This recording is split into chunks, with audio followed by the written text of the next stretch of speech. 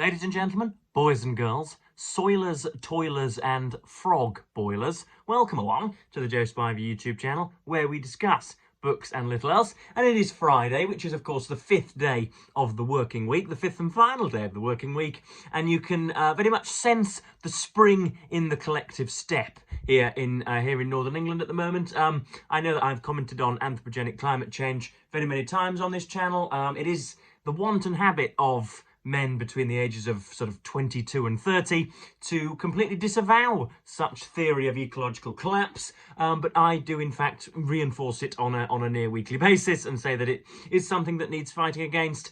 And I know that all of the whales are dying and all of the polar bears are set to decease, and I know that many people in Indochina and other low-lying areas are set to be dislocated as a result of rising sea levels, but it also means that it's jolly nice here in March. So I hear all of those difficulties, and I raise you a nice morning in Kingston upon Hull. It's absolutely perfect and is set to be nearly 20 degrees Celsius just after the spring equinox. How about that? So yeah, I've got some poetry to analyse for you today. So I of course have come aptly accoutred in my navy turtleneck. But before we do that, we've got other bits to discuss. First of all, some extracurricular admin to get out of the way. It is this weekend the Milan-San Remo race, set to take place on Saturday, and of course that is a race undertaken by 150 to 200 professional cyclists, each of whom are paid a stonking salary to pedal about on a saddle, which is jolly good. And of course, again, for new viewers, that is in summer, certainly, when you have the Giro d'Italia and the Tour de France and the Vuelta a España and all of the monuments bulked together, when you possibly between May and September. That is arguably my favourite sport besides rugby league, and it's fantastic. This is my favourite race of the year, the Milan-San Remo. It is 200 kilometres, 193 kilometres, which is, let me do the quick maths, 100k is 60 miles times 2, so it's 125 to 130 of your imperial miles, and it's damn hard. It's damn hard for the last 10 or 15 minutes, but it is palatial and easy for the previous 7.5 hours. It is the longest race, and 90% of it is not exciting and not even worth viewable. I will watch not 1 kilometre of it unless a favourite somehow manages to crash, and yet going up the Cipressa and the Poggio into San Remo is possibly the most exciting quarter of an hour, half an hour of the entire cycling season. It is the hardest race to win, the hardest race to predict. And as a result, the people who usually just swan off are by circumstance and by statistical difficulty are yoked underneath, are yoked alongside those who usually struggle. It really is sort of names in the hat stuff, if you'll pardon the speech. So that's jolly good, and that'll be watched on Saturday. Again, for those of you in America, it's taking place. The finale will take place about 3 to 4 p.m. here, which is about 10 a.m. your time. So as you're plunging the central colander down on your cafetiere when you're enjoying your first coffee, foolishly, you could probably be watching the Milan-San Remo, which would be nice. Second of all, I have chosen to take something of a hiatus on Boswell's Life of Johnson. We are a third of the way through, 350 pages through, and I have chosen, partly because I'm soon to be reading Edith Wharton's Age of Innocence with Hannah from Hannah's books, but also because it's quite bitty. It never seems to allow us to get going on one particular issue. I'm enjoying it, but not nearly as much as I would like. You get bits on. You get a quotation from Johnson on jealousy, which is that long. Then you get a letter from Johnson to the Earl of Digbury talking about ecclesiastical matters, and then you get a bit of a bit of Boswell's trip to Corsica, then them both contemplating a platonic trip to the Hebrides, and it never really gets going on a particular issue. I want pages and pages and pages on his preface to the life of the poets, and I want loads and loads and loads of commentary on his prefaces to Shakespeare. But that doesn't seem to be happening. You get, as I say, half a page on a particular topic, and then you're diving over into a different area. You're breaking the necks of all the other readers, and so it's not quite suiting my sensibilities. It's a bit snappy and a bit quick, but you know, these are my faults and not the book's, because this has been regarded, esteemed, and revered by taller men than I, and indeed women. So I shall park it for now. But I want really to read more of Johnson's work. I really want to get to the source more often. So of course I've got this absolute toe crusher here as well. This great club sandwich. We have the major works of Johnson in an Oxford World's Classic suit. This includes Rasselas in Abyssinia, and I'm going to read some of that this afternoon. I'm preferring in Boswell's Life of Johnson to read the quotations of Johnson and some of the writings of him than I am Boswell's commentary at the moment, and so I'm going to stick with the theme, but I'm going to down tools just for now. But today, as I'm sure this title denotes, you will be thinking that I have lured you in under false pretenses, but we are indeed reading a poem, analysing, and getting into the bowels of a particular poem, and it's called The Young Author, and it's by the aforementioned Samuel Johnson, and first appeared in a collection entitled A Miscellany of Poems in the year 1731, our Lord. So yeah, I've written it down on paper, and I've got a few annotations here. It's not too long, so don't decry the length. We will be done in just 10 minutes. I only ask for 1/4 of an hour of your attention, and then you can go on with your day. But of course, this means that I am sort of in the role of a teacher, and so there will be absolutely there will be no note passing. There will be no solicitations amongst peers. A teacher is firm but fair on the first day. A teacher poses as the tyrant, and yet will be eventually be a kind teacher. So yeah, I will have absolutely no misbehaviour, no miscreants at all. For those of you playing Joe Spivey Verbal Bingo, miscreants may even be worth 7 or 8 points this morning. But yeah, I will brook no misbehaviour or misconduct. I know that legislators in Britain have for years and years and years outlawed abuse of children in schools, but I am a law unto myself. So indeed, if you are lacking focus, or if you choose to chatter rather than to analyse, then I have a cage of flesh-eating rats just to my left who will be funneled onto your face. With that throat clearing done, let us begin. So this is written really in 3 parts, and we'll go through it once holistically. We'll go right from line 1 to line 33 or whatever, and then we will look at the 3 sections which I have put into tripartite partitions. So here we go. It's quite self-explanatory, but let's read together. Again, all you will need to do now is pause the video, look up The Young Author by Samuel Johnson, and then you will have the text to run contemporaneously whilst I'm reading it. And so you will save me hours and hours and hours in the editing studio by jamming bits of the stanza onto the screen. So let's begin with The Young Author, 1731, by Samuel Johnson. When first the peasant, long inclined to roam, forsakes his rural sports and peaceful home, pleased with the scene the smiling ocean yields, he scorns the verdant meads and flowery fields. Then dances, jocund, over the watery way, while the breeze whispers and the streamers play.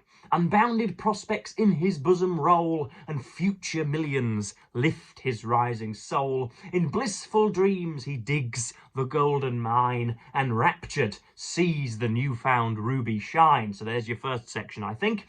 Joys insincere, thick clouds invade the skies, loud roar the billows, high the waves arise. Sickening with fear, he longs to view the shore, and vows to trust the faithless deep no more. So the young author, panting after fame and the long honours of a lasting name. Long honours of a lasting name, dear God, stop it. The long honours of a lasting name entrusts his happiness to humankind. More false, more cruel than the seas or wind. Toil on, dull crowd, in ecstasies he cries, for wealth or title, perishable prize, while I those transitory blessings scorn, secure of praise from ages yet unborn. This thought once formed, all counsel comes too late. He flies to press and hurries on his fate. Swiftly he sees the imagined laurels spread and feels the unfading wreath surround his head. Warned by another's fate, vain youth, be wise. Those dreams were settles once, and Ogilby's? The pamphlet spreads, incessant hisses rise. To some retreat the baffled writer flies, where no sour critics snarl, no sneers molest. Safe from the tart lampoon and stinging jest, there begs of heaven a less distinguished lot, glad to be hid and proud to be forgot. So that's the young author who undergoes or goes along quite a journey. I'm sure you will agree.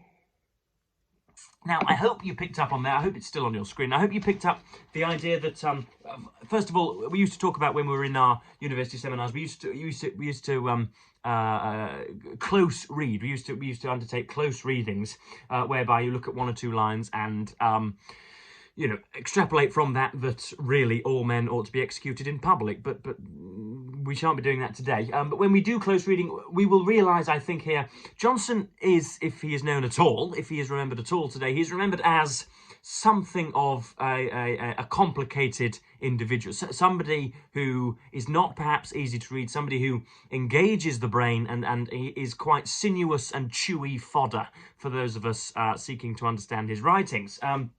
And yet here, I think this is a call for simplicity. It is a call against authorial folly and pretension. The idea that you must forsake the estimations of contemporaries and, in fact, look for the praise of people who will come in 50 or 100 years hence, and which is not necessarily something which I think Johnson would be renowned for, and yet this is the position that he is placing forward. So you have the first third, and it's hard not to envisage Johnson fleeing Lichfield for Pembroke with advance sort of coarsening his soul. That's what I've written in pencil in the margin there. So you've got, when first the peasant, long inclined to roam, forsakes his rural sports and peaceful home. Pleased with the scene the smiling ocean yields, he scorns the verdant meads and flowery fields. So you know right away he is metaphorizing and showing that to be unrecognised and to live an unwriterly life is to be on firm ground, whereas to put your name into the ether and to publish pamphlets and whatever is to place yourself on rather flowy fluvial ground. In blissful dreams he digs the golden mine, and raptured sees the newfound ruby shine. And already there is perhaps a slight inference there we can draw that that already Johnson is viewing rapturous applause as slightly meretricious and not something to be primarily concerned about as a writer. Joys, and this is the bit that really, this is what us analysts would call a volta in poetry, when things suddenly change. Joys insincere, thick clouds invade the skies, loud roar the billows, high the waves arise. Sickening with fear, he longs to view the shore, and vows to trust the faithless deep no more. So the young author, panting after fame and the long honours of a lasting name, entrusts his happiness to humankind, more false, more cruel than the seas or wind. Toil on, dull crowd, in ecstasies he cries, for wealth or title, perishable prize, while I those transitory blessings scorn, secure of praise from ages yet unborn. And I've written again in the margin, those writers who disdain a present readership are unlikely to find themselves plopped into posterity, not prosperity, but those two things are so often alike, are they not?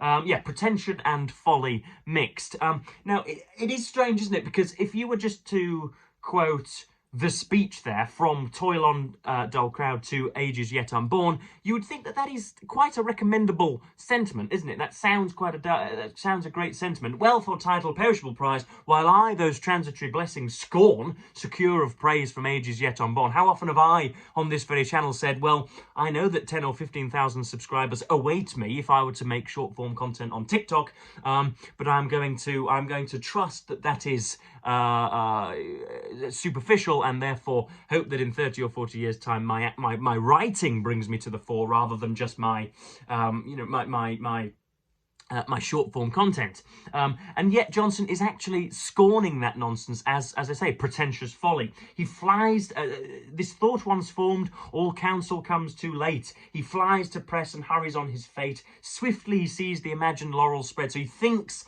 that by the young author, that by pointing his beak upwards and disdaining those with whom he lives on a daily basis, and by, as I say, looking towards futurity, for those of you playing J-Spivey Verbal Bingo, futurity is worth 13 points this morning, then he thinks that will do him good, when in fact, of course, you must first please the people you are writing for now, and then hope through the inexplicable critical measures of capital T time that you are somehow placed into the canon at a later date. You have only one specificity really throughout this poem. Only one thing which will it wouldn't necessarily suspend your reading, or it wouldn't necessarily budge you into touch entirely. But we don't know who Mr. Capital S Settle is and Mr. Capital O Ogleby is, unless of course we consult books or the internet. Now Mr. Settle and Ogleby, I think, form two strands of Alexander Pope's Dunciad. Settle was somebody cornered for financial scamming, I think it was. I think settle binding is still acknowledged as a separate way of binding a book. He was a bit of an unsavoury character, I think, and Ogleby similarly disgraced by Alexander Pope, and that's why Johnson includes them. In other words, if you aim at posterity, you are bound to fall short of the mark. The pamphlet spreads, incessant hisses rise, to some retreat the baffled writer flies. The third section, the final, what should we say, the final cathartic section, or rather, it is direly conclusive, isn't it? Where no sour critics snarl, no sneers molest, safe from the tart lampoon and stinging jest, there begs of heaven a less distinguished lot, glad to be hid and proud to be forgot. So after all of that flamboyance, after all of that desire to at last broach the world and be garlanded with its praise, suddenly he wants to adopt the fetal position and live amongst the shrubs in obscurity. So yes, to cower under the cover is now the aim, rather than receiving disgorged acclaim. But it's hard not to read. I've written down here just the last three lines. It's hard not to read Johnson instructionally, but if we do see, but I think we do see here a sort of pearlescent, mordantly witty melody beyond the message. In other words, I would happily read Johnson's poetry if indeed he was talking about guttering or lawn mowers, or of course he did not live in a time where that was technologically possible, or mallards, or Dryden, or whoever. So I think Johnson has as nearly everybody did in that fine century, the 18th, he had a natural precocity and a great familiarity with the Greeks who came before him. So I think that just about covers us on Poetry Friday. It's been jolly fun having you with me. I don't do this nearly as often as I used to, because I find myself reading fewer and fewer poems as the years go on, because I am a prosaic man at my heart. But I do indeed enjoy it. Hopefully you indeed got something from that. And yeah, I'd recommend reading much more of Johnson's poetry, because it is scattered all over the front, or the first third of this here lofty tome. But yeah, I'm going to be reading this afternoon. I'm going to be looking at. I've left I haven't folded the page over, but I've left a shred of paper in there to distinguish it. Talk amongst yourselves, class. This is the time where you can go contravene the rules. Where on earth is this paper? The history of Rasselas is there, so we're nearly at the front. Come on, come on. Goodness me, this is unplanned. Aren't I authentic? There we are. There we go. There's the scrap of paper. So the history of Rasselas, Prince of Abyssinia, which goes for about 80 pages, I think, and it's done in prose. And so I'm very much looking forward to it, because it's highlighted on the front as certainly something to remark upon. So yeah, I'm going to read more of Johnson and less of Boswell's takes on Johnson in the coming days. But yeah, let me know if ever you have come across Johnson's poems or writings before. Let me know what you felt of that, and whether you think there are any alternative interpretations to the poem. That would be jolly good, and would get you a metaphorical kiss on the cheek, whether you are male, female, or the grey areas betwixt. So yeah, thank you very much, and I shan't go on for much longer. I shall enjoy reading some Johnson this afternoon, and go and molest the kitchen cupboards, I think. So yeah, thank you ever so much for watching BookTube, and as per usual, I bid you a fond farewell.